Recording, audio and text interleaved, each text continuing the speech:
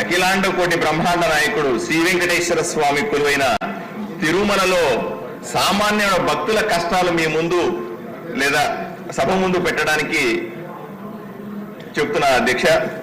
సాధారణంగా భక్తులు తిరుమలకి వెళ్ళినప్పుడు కుటుంబంతోనో లేదా నలుగురు స్నేహితులతోనో కలిసి ఒక కాటేసి అద్దెకు తీసుకుంటారు అధ్యక్ష.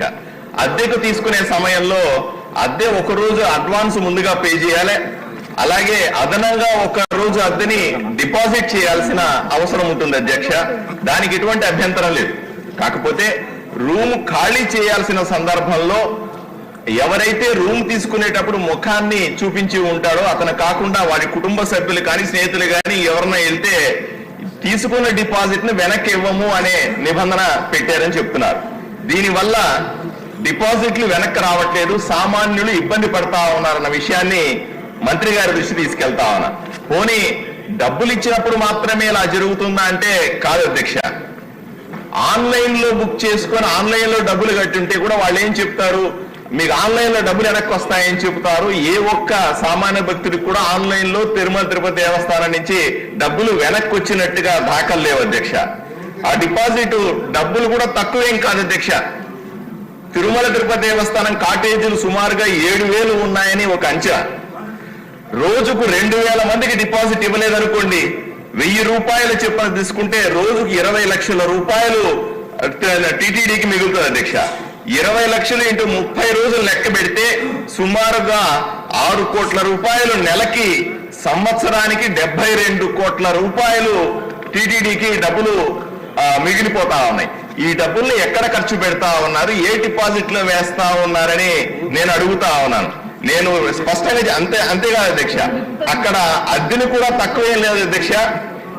జగన్మోహన్ రెడ్డి అధికారంలో ఉన్నప్పుడు జనవరి 2023లో అద్దె రేట్లు అమాంతం 3 రెట్లు పెంచారు అధ్యక్ష.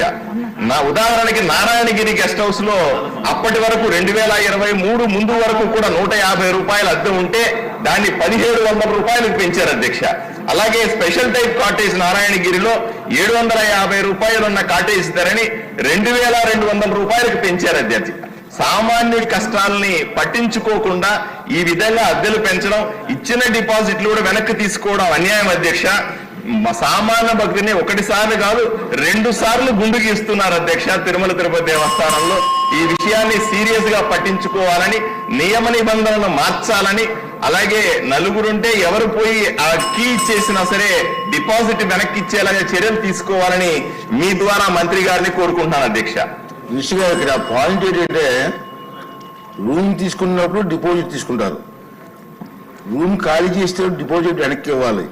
ఇవ్వట్లేదన్నది వారి తాలూకు ఉద్దేశం.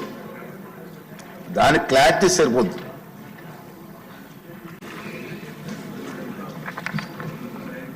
అధ్యక్ష, ఈ కాషన్ డిపాజిట్ అనేటువంటిది తీసుకోవడం జరుగుతుంది అధ్యక్ష. ఈ గదుల కేటాయింపులో దాదాపు 2016 నుంచి 2021 వరకు కాషన్ డిపాజిట్ అనేది నిలిపేశారు అధ్యక్ష. ముందున్నా కూడా దాన్ని నిలిపారు. నిలిపిన తర్వాత అనేక ఇబ్బందులు ఎదురయ్యాయి అధ్యక్ష. కాషన్ డిపాజిట్ అనేటువంటిది లేని దానివల్ల అక్కడ అందరు భక్తులకు కూడా రూములు దొరికేది కష్టంగా తయారైంది. ఒక డిపాజిట్ కట్టి ఒక వ్యక్తి ఒక గదిని కానీ బుక్ చేసుకుంటే అతను ఖాళీ చేయకుండా, అంటే కాషన్ డిపాజిట్ లేకుండా ఏం లేకుండా కానీ వీళ్ళు ఇస్తే అతను ఖాళీ చేయకుండానే ఆ రూమ్ వేరే వాళ్ళకి ఇచ్చి వెళ్ళిపోతున్నటువంటి సంఘటన జరిగేది. తర్వాత వెళ్ళేటప్పుడు ఆ కాటేజీలోనూ ఆ గదిలోనూ ఉన్నటువంటి మెటీరియల్ కూడా తీసుకెళ్ళిపోయిన పరిస్థితులు దొరికాయి.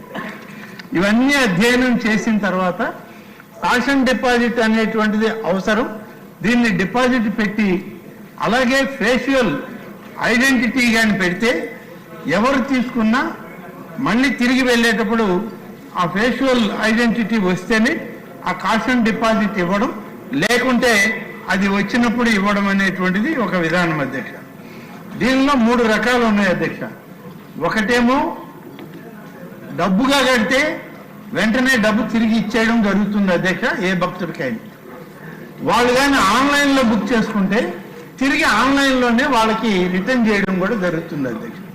అదేవిధంగా ఏదైనా బ్యాంక్ ట్రాన్సాక్షన్ ద్వారా జరిగినా కూడా ఆ బ్యాంకుకి వీళ్ళు కట్టిన క్యాష్ అండ్ డిపాజిట్ పంపించడం జరుగుతుంది అధ్యక్ష. ఇది ఈ బ్యాంక్ ట్రాన్సాక్షన్ కానీ ఆన్లైన్ ట్రాన్సాక్షన్లో వాళ్ళకి పంపించేది కానీ 3 నుంచి 7 రోజులు సమయం పడుతుంది అధ్యక్ష. అది ముందే తెలిసి మాత్రమే వాళ్ళు చేస్తూ ఉన్నారు అధ్యక్ష. ఆ విధంగా చేయడం జరుగుతుంది అధ్యక్ష. గౌరవ సభ్యులు చెప్పినట్లు తిరుమలలో ఉన్న గదులు 7,600 గదులు అధ్యక్ష. కానీ తిరుమలకు వచ్చే భక్తులు మాత్రం 60,000 కనీసం వస్తున్నారు అధ్యక్ష రోజుకి. 7,600లో సామాన్య భక్తులకి 6,200 గదులు కేటాయించారు అధ్యక్ష. ఇవి మాత్రం సామాన్య భక్తులకి అతి తక్కువ ధరకే ఇవ్వడం జరుగుతుంది. వివిఐపీలకు కానీ విఐపీలకు కానీ ఇచ్చేది 1,400 గదులు మాత్రమే ఉన్నాయి అధ్యక్ష, వాళ్ళకి ఇవ్వడం జరుగుతుంది. ఈ విధంగా క్యాష్ అండ్ డిపాజిట్ పెట్టిన దానివల్ల ఈ గదులు గతంలో క్యాష్ అండ్ డిపాజిట్ లేనప్పుడు అధ్యక్ష డబ్బుతో దీన్ని పోల్చలేము, కానీ భక్తుల యొక్క ఆక్యుపెన్సీ పర్సంటేజ్ చూస్తే క్యాష్ అండ్ డిపాజిట్ లేనప్పుడు 64% ఆక్యుపెన్సీ చూపించింది అధ్యక్ష. క్యాష్ అండ్ డిపాజిట్ పెట్టాక 100% ఆక్యుపెన్సీ చూపిస్తుంది అధ్యక్ష. దీనికి తేడా ఏంటంటే అధ్యక్ష, ఆ మొదట తీసుకున్నప్పుడు క్యాష్ అండ్ డిపాజిట్ లేకుండా మొదట తీసుకున్నటువంటి వ్యక్తి ఆ రూమ్నే మళ్ళీ మళ్ళీ మార్చుకుంటూ 2-3 దఫాలుగా ట్రాన్స్ఫర్ చేసుకుంటున్నారు కాబట్టి మన దగ్గర రికార్డ్ అవ్వటం లేదు అధ్యక్ష. దీనివల్ల టీటీడీకి ఆదాయం తగ్గింది, అలాగే భక్తులకి వచ్చేటువంటి వాళ్ళకి కూడా సరైన వసతి లేని పరిస్థితులు ఏర్పడ్డాయి అధ్యక్ష. దీనిలో ఇంకొక విచిత్రం కూడా ఏంటంటే పోయేటప్పుడు అందులో ఉన్నటువంటి వస్తువులు ఎత్తుకెళ్ళిపోయింది దానివల్ల. ఆ ఎవరైతే అక్కడ టీటీడీ ఎంప్లాయీస్ దానికి ఇన్ఛార్జీలుగా ఉన్నారో వాళ్ళ మీద ఈ భారం వేశారు అధ్యక్ష. వాళ్ళ చేత ఈ అయిన ఖర్చు అంతా కూడా వాళ్ళ అకౌంట్లో నుంచి జమ చేయడం మొదలుపెట్టారు. కాబట్టి టీటీడీ ఎంప్లాయీస్ మీద కూడా ఈ భారాన్ని తగ్గించాలి అనే ఉద్దేశంతో ఈరోజు క్యాష్ అండ్ డిపాజిట్ పెట్టడం కానీ ఇటీవలనే ఫేషువల్ ఐడెంటిటీ పెట్టడం కానీ తిరుమల తిరుపతి దేవస్థానం బోర్డు తీసుకున్న నిర్ణయం రాష్ట్ర ప్రభుత్వం కూడా దాన్ని ఆమోదించింది అధ్యక్ష. ఫేషువల్ ఐడెంటిటీ తప్పనిసరిగా ఉండాలి అనే దానిలో మనం కూడా ప్రభుత్వం నుంచి కూడా వాళ్ళకి క్లియరెన్స్ ఇవ్వడం జరిగింది అధ్యక్ష. అలాగే కొంతమంది నేను ముందు చెప్పాను అధ్యక్ష, ఒక రోజుకని గది రెంట్ కట్టి 2 రోజులు 3 రోజులు కూడా వాడుకుంటే తెలియని పరిస్థితులు వచ్చాయి అధ్యక్ష. కాబట్టి ఇవాళ ఈ క్యాష్ అండ్ డిపాజిట్ పెట్టడం వల్ల ఎక్కువ ఆక్యుపెన్సీ రేట్ వస్తూ ఉంది, ఎక్కువ ఆక్యుపెన్సీ పర్సంటేజ్ వచ్చింది, 100% ఉంది. కాబట్టి తప్పనిసరిగా అదే ఫాలో అవ్వాలని చెప్పి అనుకోవడం జరిగింది. గౌరవ సభ్యులు ఏదైనా స్పెసిఫిక్గా ఎవరికైనా వారికి ఇవ్వలేదు అని అంటే దాన్ని మనం కరెక్ట్ చేయడానికి కూడా దాన్ని ఇటీవల చేయడం జరుగుతుంది అధ్యక్ష. అధ్యక్ష తమ దృష్టికి ఇది పంపిస్తాను అధ్యక్ష. ఇక్కడికి నిన్న మన సెక్రటరియట్ ఎంప్లాయీస్ కూడా కొంతమంది మేము కట్టాము, మాకు ఇంకా క్యాష్ అండ్ డిపాజిట్ రిటర్న్ రాలేదని అన్నారు అధ్యక్ష. రాలేదని అంటే వాళ్ళ నంబర్ తీసి పంపించిన దానివల్ల ఇమీడియట్గా వాళ్ళకి రావడం జరిగింది. అంతకు ముందు కూడా వచ్చిన ఇది ఉంది అధ్యక్ష.